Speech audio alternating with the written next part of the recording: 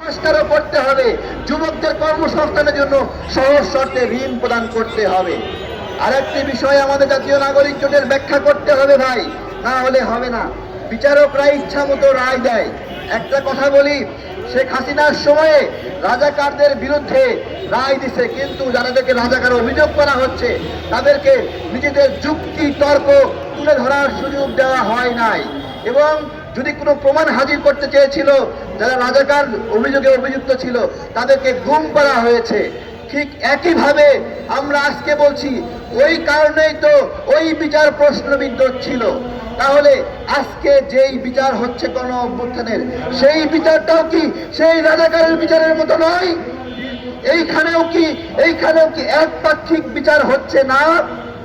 আমাদের কাছে খবর আছে এখানে বিচারক জামাতের পক্ষের, আমাদের কাছে খবর আছে এখানে আসামি পক্ষের আইনজীবী সে জামাতের পক্ষের, এখানে সরকার পক্ষের আইনজীবী সেও জামাতের পক্ষের।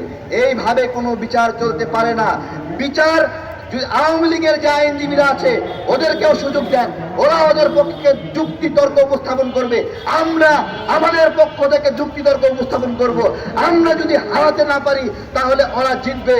আমার কথা হলো, উন্মুক্ত হবে, আইনি লড়াই হবে। এইদিকে চিপাই শিশির মনির গিয়ে আইজিপি মামুনের কাছ থেকে 1,000 কোটি টাকা চুক্তি করে তাকে রাজ সাক্ষী বানে, নিজেরাই বিচারক, নিজেরাই আইনজীবী, নিজেই আসামি পক্ষ, নিজেই সরকারি পক্ষ। এই ধরনের তাল বাহানার আন্তর্জাতিক অপরাধ ট্রাইব্যুনাল এখন আর চলবে না। এটা হলো হাসিনা মার্কার বিচারই এখনো চলছে।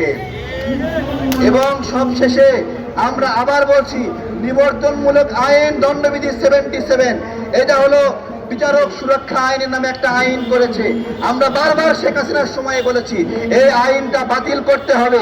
বিচারক সুরক্ষা নামে কোনো সুরক্ষা থাকতে পারবে না। বিচারক কেন সুরক্ষা চাইবে? বিচারক বিচার করবে, তার কেন আলাদা সুরক্ষা প্রয়োজন হবে? সে একটা ভুল বিচার করবে, নাম দেবে কি জানেন? সরল মনে বিচার করেছে।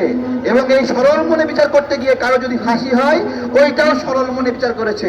সে যদি ভুল ভাবে কাউকে 24 বছর জেল দেয়, ওইটাও নাকি সরল মনে দিয়েছে। আমরা বলি এই ধরনের দণ্ডবিধি 77 বিচারক সুরক্ষা আইনের নামে আইন, সেই আইন কি করে একজন বিচারককে কসাই বানায়, জাল্লাদ বানায়, ডাকাত বানায় এবং এটা দুর্নীতির সুযোগ করে দেয়। আমাদের জাতীয় নাগরিক জোট এই নিবর্তনমূলক আইন বাতিল চাই। আর একটা আইন আছে 54, এই 54-এ পুলিশ কি করে জানেন? পুলিশের জন্য আইন আছে, বলে যথাযথ সন্দেহ হইলে কাউকে সে গ্রেফতার করতে পারবে। কিন্তু ভাই, এই যথাযথ সন্দেহ কেমন সন্দেহ বাংলাদেশের কোন নাগরিকও জানে না, পুলিশ নিজেও জানে না। যারাই মনে হয় তারাই ধরে নিয়ে যায়।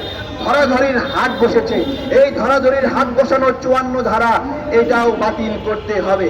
জাতীয় নাগরিক জোট এই মুহূর্তে বিক্ষোভ মিছিল শুরু করবে।